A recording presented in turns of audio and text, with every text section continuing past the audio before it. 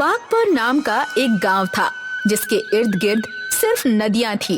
इस गांव के सामने ही ज्ञानपुर नाम का गांव था। बागपुर में स्कूल ना होने के कारण वहां के बच्चे हर दिन नाव से नदी पार करके ज्ञानपुर में आया करते थे, जहां पर एक ज्ञानपुर हाई स्कूल नाम का स्कूल था। उस स्कूल में रियान नाम के टीचर पढ़ाते थे, जिन्होंने अपनी पढ़ाई ऑक्सफोर्ड यूनिवर्सिटी इंग्लैंड से की थी। तो बच्चों, याद रखना, हम पहले बंदर थे, फिर धीरे धीरे हमारा विकास हुआ और हम इंसान बन गए। मगर सर, मेरे पिताजी तो कहते हैं कि हम पहले से ही इंसान थे। हमें ईश्वर ने खुद अपने हाथों से बनाया है। तुम्हारे पिताजी ये इसलिए कहते हैं बेटा, क्योंकि उन्हें ये बात पता ही नहीं है। इस दुनिया में कोई ईश्वर है ही नहीं।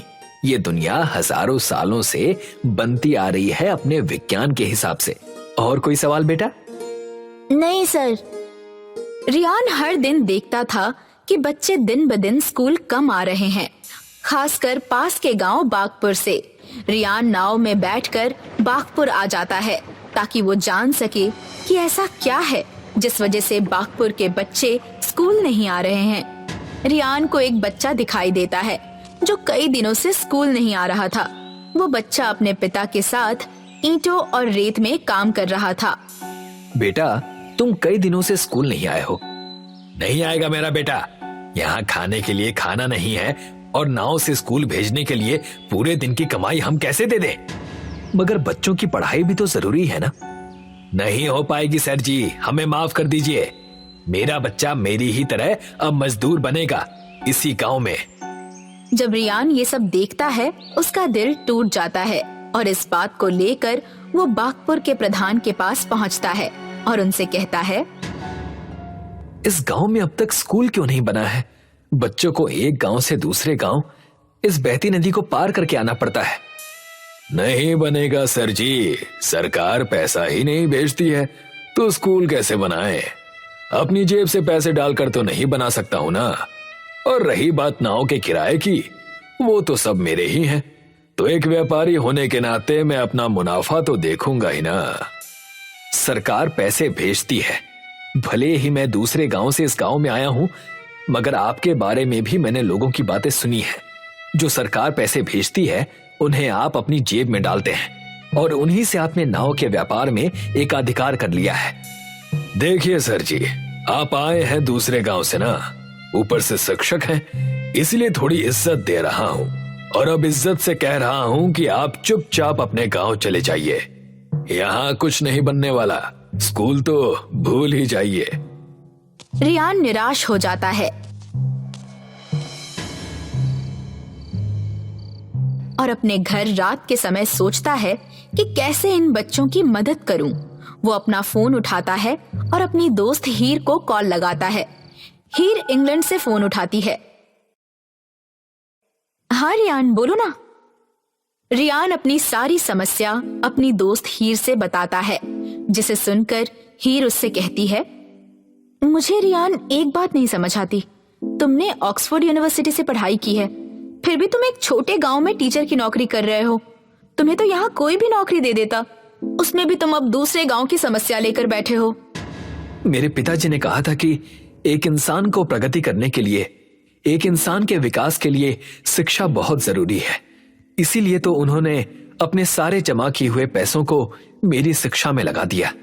शिक्षा छोटे गांव में बहुत महंगी है और ये बात मैं बहुत अच्छे से जानता हूं, मगर बागपुर में तो कोई स्कूल ही नहीं है। क्या चाहते हो रियान? कहो, मैं किस तरह से तुम्हारी मदद करूं? मैं चाहता हूं कि तुम थोड़े पैसों की मेरी मदद कर दो, जिससे मैं बागपुर में स्कूल खड़ा कर सकूं। रियान, जब तुमने बात की ना, तभी मुझे याद आया कि इंडिया में ही मेरे पिता की कंपनी पानी में तैरने वाली इमारतें बना रही है। मैंने सुना है उन्होंने एक स्कूल भी बनाया है, मगर वो शहर में किसी काम का नहीं है। शायद वो तुम्हारे काम आ जाए। बिल्कुल, ये तो मेरी पूरी समस्या का समाधान है हीर, मगर मेरे पास इतने पैसे नहीं हैं। बिल्कुल चिंता मत करो, 3 दिन में वो तैरता हुआ स्कूल तुम्हारे गांव में पहुंच जाएगा, वो भी तैरते हुए। शुक्रिया हीर, बहुत बहुत शुक्रिया। रियान 3 दिन तक इंतजार करता है। हर दिन स्कूल में पढ़ाने के बाद वो नदी किनारे जाकर खड़ा हो रहा था। जैसे ही तीसरा दिन आता है, रियान एक बड़े से इमारत को एक बड़े से पत्थर के ऊपर आते देखता है। थोड़ी देर में वो तैरता स्कूल नदी किनारे आकर रुक जाता है। रियान देखता है कि स्कूल की छतों पर सोलर पैनल लगे हुए हैं, जिससे ये स्कूल बिना तेल के ही अपने आप एक किनारे से दूसरे किनारे तक जा सकता है। अब रियान अपना खुद का स्कूल खोल चुका था, जो बागपुर से लेकर ज्ञानपुर दोनों जगह के बच्चों को पढ़ा रहा था। बागपुर में वही आदमी जो अपने बच्चे को पढ़ा नहीं पा रहा था, अपने बच्चे को तैरते स्कूल में छोड़ने आया था। तुम्हारा बहुत बहुत शुक्रिया। तुम्हारी वजह से अब मेरा बेटा आगे की शिक्षा ले पाएगा। ईश्वर तुम्हारा भला करे। ईश्वर का तो नहीं पता, मगर आप मुझे शुक्रिया मत कहिए। बस अब आगे से अपने बच्चे को समय पर इस तैरते स्कूल में भेज दिया कीजिएगा। रियान तैरते स्कूल में बच्चों को पढ़ाने लगता है और दूसरी ओर प्रधान का कामगार अम्बी नाव के व्यापार की खबर लेकर प्रधान के पास पहुंचता है। आओ आओ अम्बी, आज तो अच्छी खबर लेकर आए हो ना। प्रधान जी, जब से आपने नाव से जाने आने की कीमत बढ़ाई है, तब से ही व्यापार खराब चल रहा है। गांव वालों ने अपने बच्चों को स्कूल भेजना भी बंद कर दिया है। तो उससे मेरा क्या लेना देना। ना भेजें अपने बच्चों को स्कूल में। अनपढ़ रहेंगे तो अपने माँ बाप की तरह ही मेरी गुलामी तो करेंगे। नहीं करेंगे प्रधान जी। रियान कोई तैरते हुए स्कूल को बागपुर में लेकर आया है। करीब 2 हफ्ते हो चुके हैं और जब से वो तैरता स्कूल आया है, तब से धंधा मंदा हो गया है और धंधा भी ज्यादा दिन टिक नहीं पाएगा अगर ऐसा ही चलता रहा तो। इसीलिए मुझे पढ़े लिखे लोग पसंद नहीं। हमेशा मेरे रास्ते का रोड़ा बन जाते हैं। क्या तैरता स्कूल सच में तैरता है? हाँ, सच में पानी में तैरता है। यह स्कूल रखता कहाँ पर है? नदी के किनारे यहीं बागपुर में। सुबह उठते ही वो फिर से उसे लेकर आता है ताकि कोई उस स्कूल को नुकसान न पहुंचा सके। इसीलिए वो तैरते स्कूल को थोड़े पानी में रखता है। मानना पड़ेगा, रियान के पास बुद्धि तो है। अब मैं तुझे दिखाता हूँ कि मेरी ये दाढ़ी मूछे ऐसे ही सफेद नहीं हुई। अम्बी, तेल के गैलन का इंतजाम करो। क्यों प्रधान जी? बताता हूँ, सब बताता हूँ। रियान तैरता हुआ स्कूल बागपुर की नदी में रखता है और स्कूल किनारे से थोड़ी दूर पर होता था। रात को अम्बी और प्रधान बहुत सारे तेल से भरे गैलनों के साथ नदी किनारे आते हैं। अब देखता हूँ ये रियान स्कूल को कैसे बचाता है। आप क्या करने की सोच रहे हैं? इस तेल के गैलन को पानी में उड़ेलना शुरू कर दो। हम पानी में ही आग लगा देंगे, जिससे धीरे धीरे आग स्कूल तक पहुंच जाएगी। ये गलत है प्रधान जी। तुझे अपने बारे में नहीं सोचना क्या? तो खुद सोच, अगर ये सारे गरीब बच्चे पढ़ने लग जाएंगे तो ये सब तेरे बच्चे से ज्यादा पढ़े लिखे हो जाएंगे और आगे चलकर तेरे लिए और तेरे बच्चों के लिए काम करने से मना कर देंगे। बात तो आप सही कह रहे हैं प्रधान जी। प्रधान और अम्बी तेल के गैलनों को पानी में पलटना शुरू कर देते हैं। अम्बी अपनी जेब से माचिस निकालता है और प्रधान को दे देता है। ये लीजिए प्रधान जी, माचिस। तुझे लगता है अगर तू आग नहीं लगाएगा तो तेरे ऊपर इसका पाप नहीं लगेगा? तू और मैं, हम दोनों इस पाप के भागी हैं अम्बी। प्रधान माचिस जलाकर पानी में फेंक देता है और पानी में भयंकर आग लग जाती है। सुबह का सूरज उगने को था। प्रधान और अम्बी पास में एक छोटी सी चट्टान पर जाकर चढ़ गए थे, जहां से वो दोनों स्कूल की आग में निपट जाने का इंतजार कर रहे थे। रियान जैसे ही नदी किनारे आता है, वो आग देखकर स्तब्ध रह जाता है। आग, आग! ये आग तो स्कूल की तरफ जा रही है। अब मैं क्या करूं? ये स्कूल इन बच्चों का भविष्य है। रियान को कुछ समझ नहीं आ रहा था। तभी वो अपनी दोस्त हीर को कॉल करता है। हीर, किसी ने नदी में आग लगा दी और वो आग धीरे धीरे स्कूल के पास पहुंच रही है। बताओ, जल्दी बताओ, क्या करूं मैं? मुझे माफ कर देना रियान, मगर अब इसमें मैं तुम्हारी कोई मदद नहीं कर सकती। अब बस ईश्वर से प्रार्थना करो कि वो आग स्कूल के पास पहुंचने से पहले ही रुक जाए या बारिश आ जाए। ये तो ठंड का मौसम है ना, बारिश आने में तो अभी 4-5 महीने बाकी हैं। मैं तुम्हारी मदद इसमें नहीं कर पाऊंगी रियान। रियान फोन काट देता है। उसकी आंखों में आंसू थे। वो आसमान की ओर देखता है और अपनी आंखें बंद करके कहता है, हे ईश्वर, अगर तू सच में है तो इन बच्चों के भविष्य को जलने से बचा। मैं जो कभी तुझ पर विश्वास नहीं करता, तुझसे प्रार्थना करता हूँ, इस आग को स्कूल तक पहुँचने मत दीजिए। हे ईश्वर, मेरी प्रार्थना सुनिए। हे ईश्वर, मेरी पुकार सुनिए। रियान के प्रार्थना करते ही जनवरी के महीने में काले बादल पूरे गांव को घेर लेते हैं और तेजी से बारिश शुरू हो जाती है। आग स्कूल के पास पहुंचने से पहले ही बुझ जाती है। प्रधान जी, ये बारिश कैसे? पता नहीं अम्बी। वो दोनों बात कर ही रहे थे कि आसमान से बिजली टूटकर उन पर आ गिरती है। रियान का स्कूल बच जाता है और आगे से हमेशा वो स्कूल आबाद रहता है। बौरा गांव में एक छोटा सा स्कूल है जो कि बहुत साल पुराना है। स्कूल की हालत बहुत खराब है। बच्चों के बैठने वाली बेंच टूटी हुई है और उन पर दीमक लगी हुई है। ब्लैक बोर्ड पर दरारें पड़ी हुई हैं। साथ ही बारिश के मौसम में स्कूल की छत से पानी भी टपकता है। बच्चों, जल्दी से अपना होमवर्क चेक करवा लो। अभी बारिश होने वाली है, नहीं तो तुम्हारी कॉपियाँ भीग जाएंगी। बारिश में कॉपी भीग जाने के डर से सभी स्टूडेंट्स अपना होमवर्क चेक कराने के लिए टीचर के पास जाते हैं। टीचर सभी बच्चों का होमवर्क चेक करती हैं और उन्हें नया होमवर्क देकर घर भेज देती हैं। ठीक है बच्चों, कल सब अपना होमवर्क करके आना और अभी सीधे घर चले जाओ। कोई भी मुझे रास्ते में घूमता हुआ नहीं दिखना चाहिए, क्योंकि बारिश तेज होने वाली है और बारिश में भीग जाओगे तो तबीयत खराब हो जाएगी। ठीक है मैडम, हम सब स्कूल से डायरेक्ट घर चले जाएंगे। सभी स्टूडेंट घर चले जाते हैं और उनके जाने के बाद मैडम भी स्कूल के सभी दरवाजे और खिड़कियां बंद करके ताला लगा देती हैं और अपने घर चली जाती हैं। सबके चले जाने के बाद तेज बारिश होती है और साथ ही आंधी तूफान भी आता है। तेज तूफान के चलते स्कूल टूटकर नीचे गिर जाता है। अगले दिन जब मैडम स्कूल आती हैं, तो देखती हैं कि स्कूल पूरी तरह से खत्म हो चुका है। लो, अब यही देखना बाकी रह गया था। जैसे तैसे करके हम लोग इस स्कूल में काम चला रहे थे, अब तो वो भी नहीं रहा। अब बच्चों को कैसे पढ़ाऊंगी? टीचर गांव के मुखिया के पास जाती है और उनको इस बारे में बताती है। मुखिया जी, हमारा स्कूल तूफान की वजह से टूट गया है। हमें स्कूल के लिए नए बिल्डिंग की जरूरत है। क्या आप हमारी कुछ मदद कर सकते हैं? मेरे पास तो इतने पैसे है नहीं कि मैं नई बिल्डिंग बनवा सकूं, पर हम लोग सरकार से स्कूल बनवाने के लिए अर्जी दे सकते हैं। आप एक अर्जी लिख दीजिए, मैं उस पर साइन करके गांव प्रधान की मुहर लगाकर कार्यालय में जमा करवा दूंगा। ठीक है?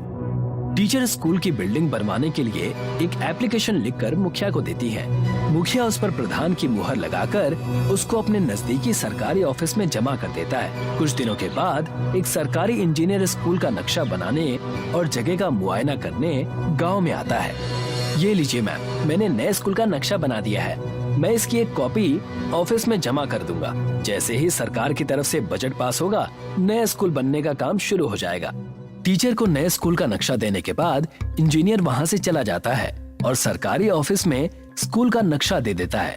पर सरकारी अफसर इस विषय पर कोई भी ध्यान नहीं देते और बहुत समय गुजर जाने के बाद भी स्कूल बनने का काम शुरू नहीं होता है।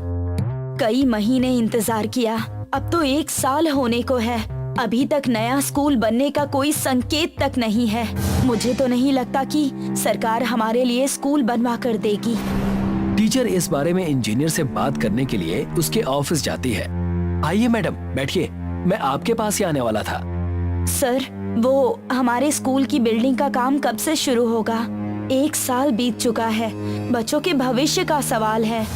अब आपको क्या बताऊं मैडम, मैंने तो उसी दिन नक्शा दे दिया था, वो पास भी हो गया था। सरकार की तरफ से जो स्कूल बनाने के लिए बजट आया था, उन पैसों को सरकारी अफसरों ने खा लिया और कागजों में ये दिखा दिया कि स्कूल बन चुका है। अच्छा, तो ये बात है। सरकारी अफसरों से और उम्मीद भी क्या की जा सकती है? इन लोगों ने तो बच्चों के भविष्य को भी नहीं छोड़ा। कम से कम इस स्कूल का पैसा तो छोड़ देते, बेचारे बच्चों का भला हो जाता। मैं माफी चाहता हूँ मैडम, आपके बच्चों का भविष्य खराब हो गया, पर इसमें मेरी कोई गलती नहीं है। मैंने तो अपना काम कर दिया था। नहीं, मैं इतनी आसानी से बच्चों के भविष्य को खराब नहीं होने दूंगी। स्कूल की बिल्डिंग नहीं बनी तो क्या हुआ, मैं पेड़ के नीचे बच्चों को पढ़ाऊंगी, पर मैं उनकी पढ़ाई नहीं रुकने दूंगी। अगले दिन से टीचर सभी को एक बड़े पेड़ के नीचे पढ़ाना शुरू करती है। सभी बच्चे अपने इस तरह की क्लास से बहुत खुश थे, पर तभी अचानक से बारिश शुरू होती है और बच्चे बारिश से बचने के लिए इधर उधर भागने लगते हैं। अरे कहाँ जा रहे हो? आराम से बच्चों, बारिश में फिसलना मत। कुछ बच्चे पास में पड़े एक खराब रिक्शा के अंदर बैठ जाते हैं। मैडम भी रिक्शा के अंदर चली जाती हैं और आगे ड्राइवर की सीट पर बैठकर बच्चों को पढ़ाने लगती हैं। ये तो हमें अच्छी जगह मिल गई है बच्चों, हम लोग यहाँ बैठकर भी पढ़ाई कर सकते हैं। पर मैडम, इस रिक्शा में तो सिर्फ हम 4 लोग ही पढ़ाई कर सकते हैं, बाकी के स्टूडेंट्स कैसे पढ़ेंगे? इस बारे में कुछ सोचना पड़ेगा। मैं कोई उपाय निकालती हूँ। तुम आज का अपना लेसन कंप्लीट करो और घर चले जाओ। मैं कल तक नए स्कूल का इंतजाम करती हूँ। सभी बच्चों के जाने के बाद मैडम एक रिक्शा मैकेनिक के पास जाती हैं। मुझे बच्चों के लिए एक नया स्कूल बनाना है, क्या तुम मेरी मदद कर सकते हो? मैं रिक्शा मैकेनिक हूँ मैडम, कोई बिल्डिंग बनाने वाला मिस्त्री नहीं हूँ जो आपके लिए स्कूल बनाकर दे दूँ। मुझे रिक्शा का ही स्कूल बनाना है, पत्थर का नहीं, इसीलिए तो तुम्हारे पास आई हूँ। रिक्शे का स्कूल? पर कैसे? मैंने तो आज तक कभी भी रिक्शा का स्कूल ना देखा है और ना ही सुना है। पहली बार आपके मुंह से ही सुन रहा हूँ। मैडम, मैं गरीब आदमी हूँ, ये देखकर आप मेरे साथ मजाक तो नहीं कर रही?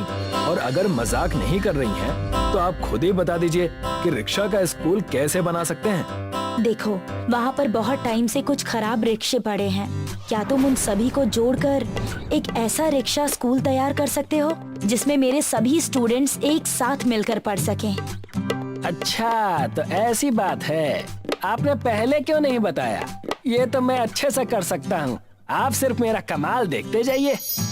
मैं सभी खराब रिक्शा को जोड़कर एक ऐसी पाठशाला बनाऊंगा कि आप देखते रह जाएंगे।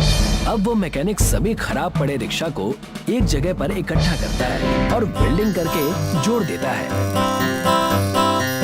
ये लीजिए मैडम, आपका रिक्शा स्कूल चकाचक बनकर तैयार हो गया है। पढ़ने के लिए ब्लैक बोर्ड फिट कर दिया है। बहुत बहुत धन्यवाद। तुम्हारा जो भी बिल हुआ है वो मुझे दे दो, मैं पे कर देती हूँ। कैसी बात कर रही हैं मैडम आप बच्चों के भविष्य के लिए इतना कुछ कर रही हैं और मैं इतना भी काम फ्री में नहीं कर सकता क्या? और वैसे भी मेरी बेटी सुधा को तो आप ही पढ़ाती है ना। ठीक है, फिर मैं चलती हूँ, बच्चों के स्कूल का टाइम हो रहा है। अब टीचर रिक्शा स्कूल की ड्राइविंग सीट पर बैठकर उसको चलाने लगती है और बच्चों के घर जाकर उनको पिक करती है। एक औरत को रिक्शा चलाता देखकर लोग उनका मजाक उड़ाते हैं, पर टीचर उनकी बात पर कोई ध्यान नहीं देती है। अरे वो देखो, औरत रिक्शा चला रही है। अब टीचर सभी स्टूडेंट को उनके घर से पिक करती है और सभी को रिक्शा स्कूल के अंदर पढ़ाती है और छुट्टी होने पर सभी को घर पर ड्रॉप कर देती है। सभी बच्चे भी मन लगाकर पढ़ाई करते हैं और एग्जाम में टॉप करते हैं। ये देखो बच्चों, हमारे स्कूल के बारे में न्यूज़पेपर में आर्टिकल छपा है, सभी ने टॉप किया है, इसलिए सभी स्टूडेंट्स को नई क्लास के लिए शुभकामनाएं। अब ये बात सभी जगह फैल जाती है कि एक टीचर स्कूल ना होने की वजह से रिक्शा में घूम घूम कर बच्चों को पढ़ाती है। सरकार के कानों तक जब ये बात पहुंचती है तो सरकार उन घुसखोर अफसरों को नौकरी से निकाल देती है जिन्होंने स्कूल बिल्डिंग का पैसा खाया था और टीचर को उसके इस नेक काम के लिए अवार्ड से सम्मानित करती है।